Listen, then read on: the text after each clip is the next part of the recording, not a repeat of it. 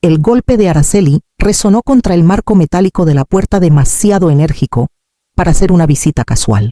Abrí y la encontré de pie junto a Fermín Vargas, un hombre con un traje azul marino que cargaba un maletín delgado. Araceli traía una sonrisa que no le llegaba a los ojos, de esas que aparecen cuando alguien cree que ya tiene la partida ganada. Amalia dijo, con un tono exageradamente alegre: «Ya lo tenemos todo resuelto. Estarás mucho más contenta en el Refugio del Lago, una comunidad de asistencia preciosa justo a las orillas del lago de Chapala. Solo necesitas firmar estos documentos». Fermín sacó un paquete de papeles de su maletín y lo colocó con cuidado sobre mi mesa de comedor, páginas perfectamente sujetas, cada una con pestañas que marcaban dónde debía poner mis iniciales. La primera hoja era una escritura de renuncia, mi nombre, la dirección de mi departamento en Puerto Vallarta y una línea en blanco esperando mi firma. Debajo vislumbré el membrete del Refugio del Lago con los términos de ingreso y los cargos mensuales que alguien ya había arreglado. Rodeé la mesa, pasé el dedo por el borde del papel y me tomé mi tiempo leyendo los encabezados en voz alta. Escritura de renuncia. Ingreso a comunidad de asistencia. Revisión de poder notarial. Mi voz era firme, aunque por dentro sentía un temblor de reconocimiento. Este era el acto final que Araceli había estado ensayando durante meses.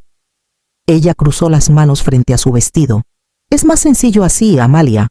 Damián está de acuerdo. Tendrás amigos, actividades, personal médico. Y nosotros nos encargaremos del departamento sin que sea una carga para ti». Miré a Fermín, luego a ella. El mensajero se movió ligeramente como si el aire se hubiera vuelto denso. Dejé que el silencio se prolongara y luego sonreí. «Perfecto. Pero primero pasemos por la Fiscalía de Jalisco. Ya me están esperando con mi expediente». Fermín se quedó inmóvil con la mano aún sobre su maletín y vi un destello fugaz cruzar el rostro de Araceli mientras la confianza se desvanecía de sus ojos. 2 días antes, el sol se deslizaba por la bahía de Banderas, pintando el agua de un tono cobrizo, mientras la música flotaba desde la terraza del club. Yo estaba cerca de las ventanas viendo a Damián y Araceli girar en la pista de baile, sus manos entrelazadas, el velo de ella atrapado por la suave brisa que entraba por las puertas abiertas. Me decía a mí misma que estaba feliz, que todo el esfuerzo y los ahorros habían sido para esto.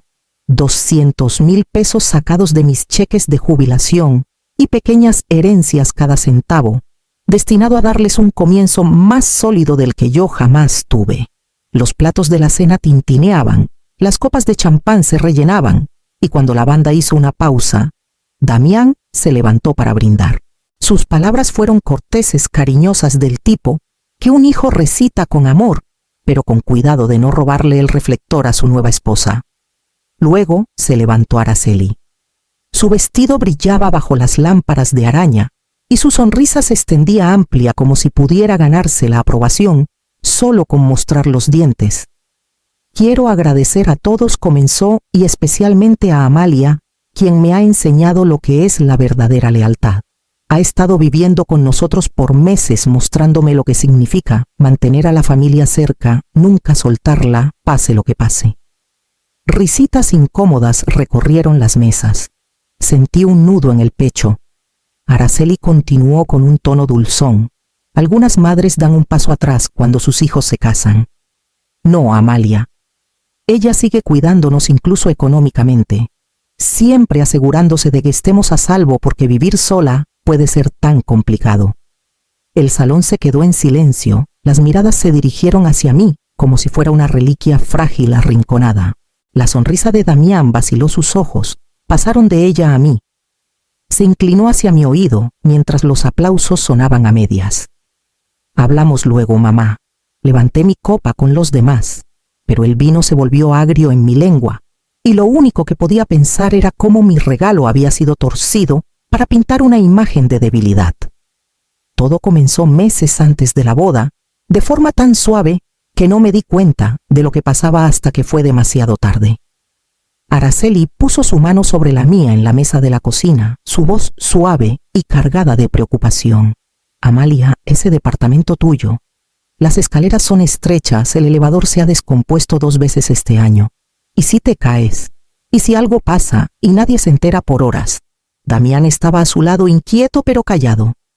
En una semana había empaquetado lo esencial y me mudé a su cuarto de visitas solo hasta que encontremos algo más seguro. Al principio me convencí de que era temporal un gesto amable, pero pronto Araceli empezó a presentarme a los vecinos como si ya fuera parte permanente de su casa. Amalia lleva meses con nosotros, decía con entusiasmo, ayudándonos a preparar la boda, echando un ojo a todo. A sus amigas añadía, y ha sido tan generosa, hasta nos dio el enganche para el departamento.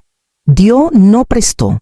Yo sonreía, aunque por dentro sentía las palabras hundirse como piedras. Pequeños comentarios me seguían a todas partes. Últimamente estás muy olvidadiza, Amalia. Se confunde con las fechas, pobrecita. Solo queremos asegurarnos de que no se pierda. Yo sabía lo que recordaba.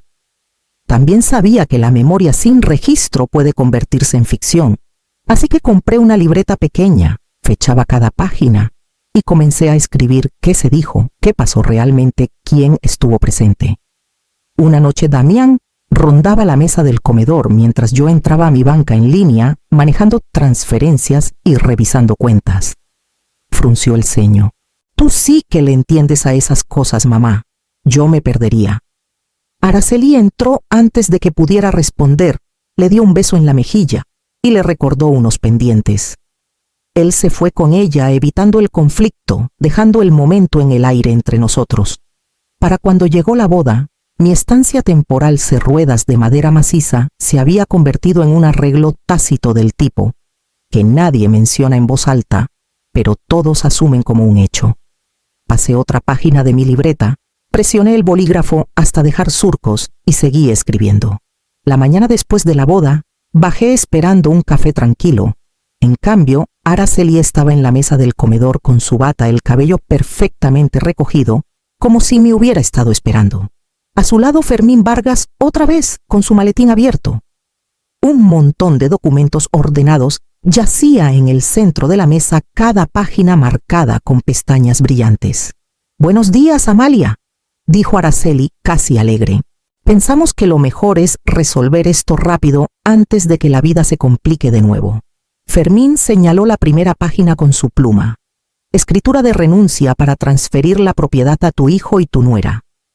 Luego aquí está el formulario de ingreso a El Refugio del Lago y un plan de cuidado que ya han redactado. Solo necesito tus iniciales aquí y tu firma al final. Me serví un café dejando que el vapor se elevara entre nosotros. Esto es repentino, dije con cuidado. Araceli se inclinó hacia adelante con voz melosa. Te va a encantar El Refugio del Lago. Y nosotros cubriremos el primer año. No tendrás que preocuparte por nada. Si firmamos esto, podemos refinanciar el departamento más fácilmente, liberar fondos y todos salimos ganando. Fermín sonrió con tensión, sus ojos saltando entre nosotras. Dejé mi taza con cuidado. Necesito tiempo para leer esto. No hay tiempo, insistió Araceli. El banco lo necesita hoy. Y Fermín ha sido muy amable al ajustar su agenda. Aún así, dije acercando la primera página, no firmo nada, sin revisar cada palabra. El silencio que siguió fue frágil.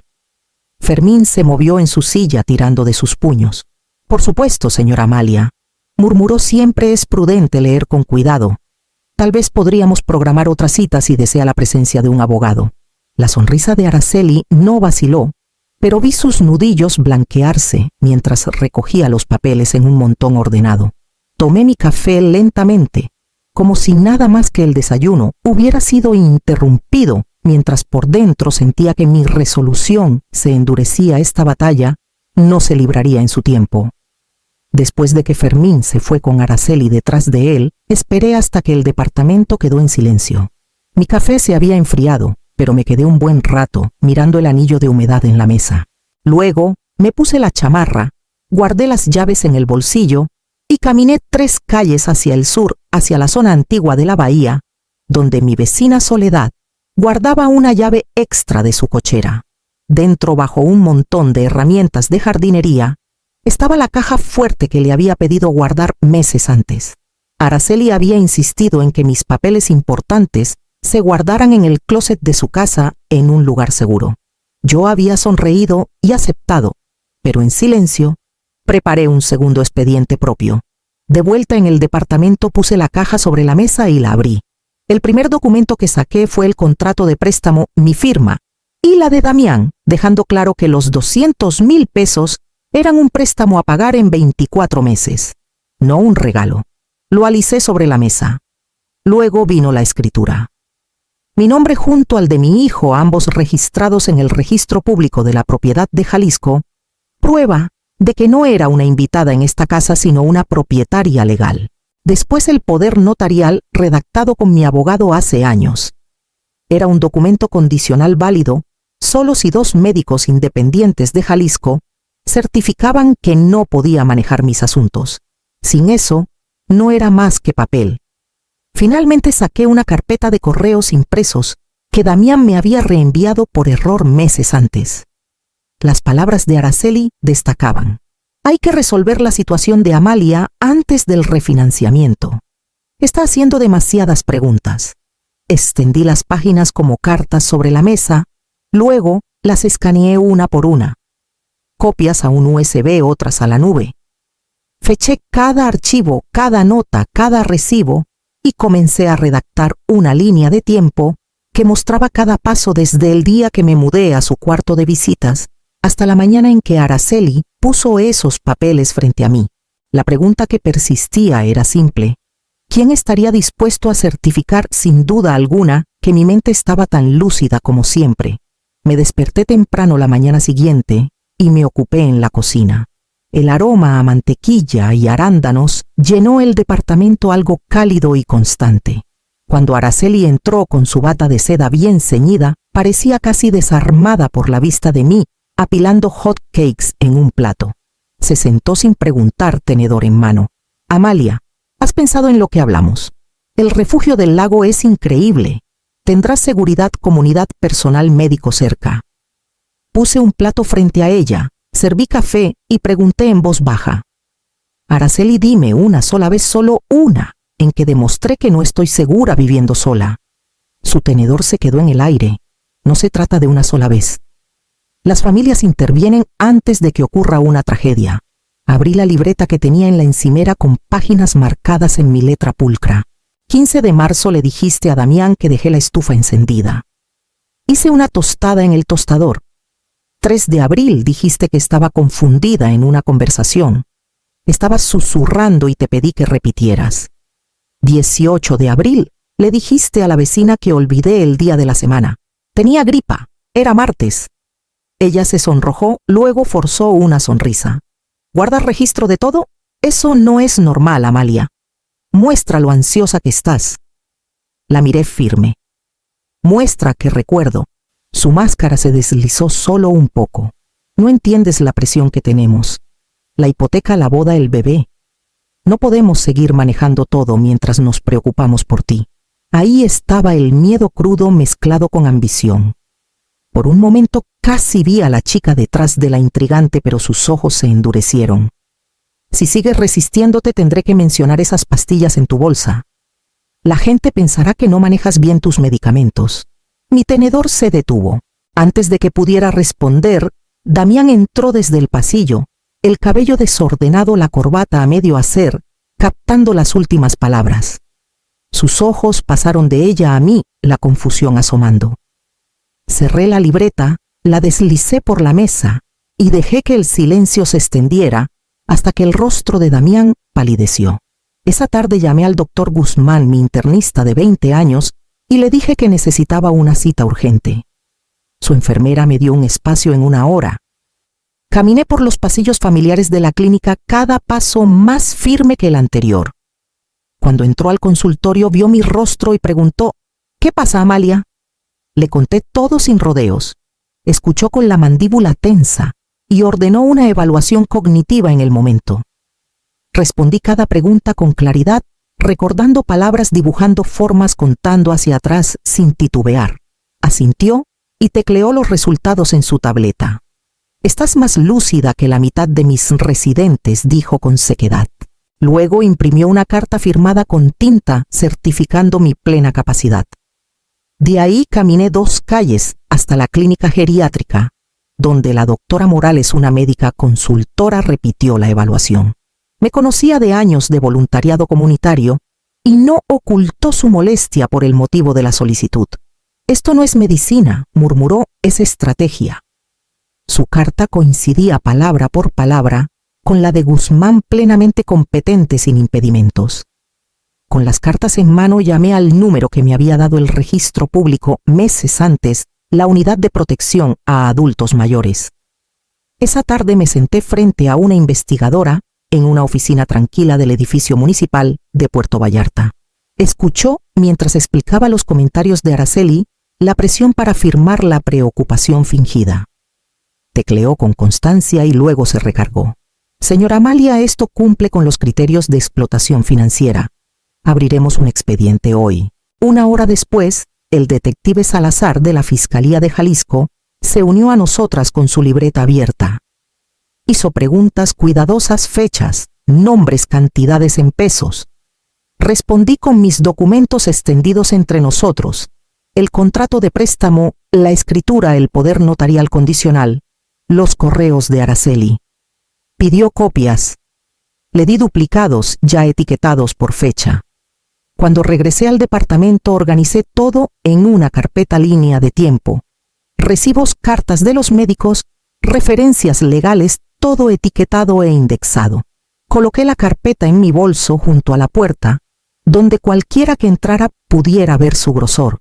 El departamento estaba en silencio, pero sentía el aire vibrando con preparación, como si las paredes mismas supieran que la tormenta podría regresar pronto.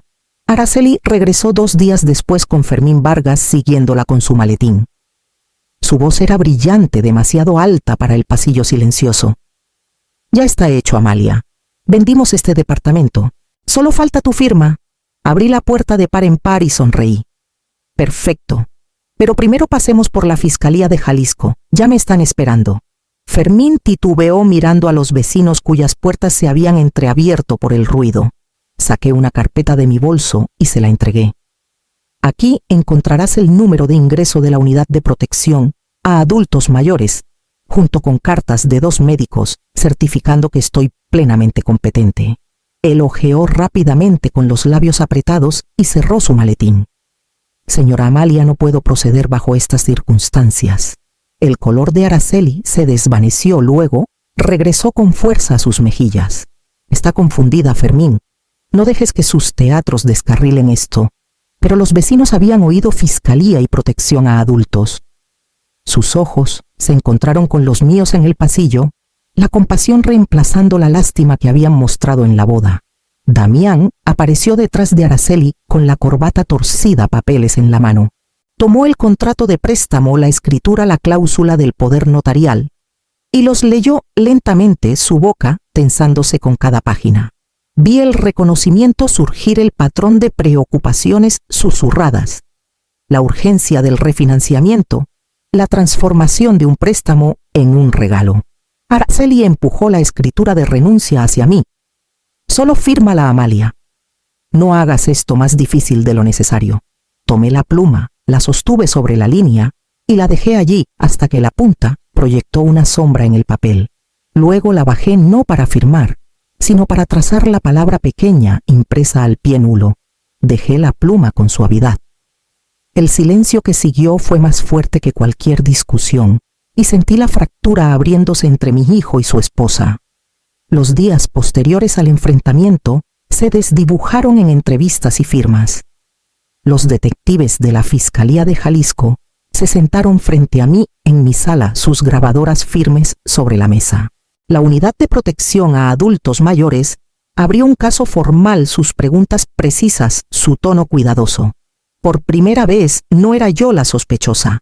Damián asistió a una reunión con los hombros encorvados, los ojos enrojecidos. Admitió que sabía del refinanciamiento, pero creía en la historia de Araceli sobre mi seguridad. Intentó explicar lo convincente que había sido, lo fácil que había sido aceptar sus garantías en lugar de cuestionarlas. Su voz se quebró al decirlo, y por primera vez vi no solo evasión sino vergüenza. Luego llegó una llamada que no esperaba. Xochitl Flores, la madre de Araceli, pidió verme. Nos sentamos en una pequeña cafetería, sus manos alrededor de una taza de té. En voz baja, confirmó lo que empezaba a sospechar: el patrón de Araceli se remontaba años atrás.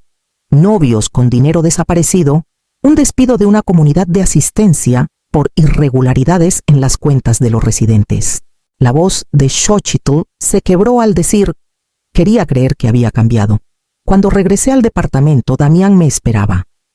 Le dije claramente: el préstamo debe pagarse en un calendario que acordemos por escrito, y mi nombre debe restaurarse en la escritura sin condiciones. De lo contrario, seguiría con las acciones civiles y dejaría que el caso penal siguiera su curso.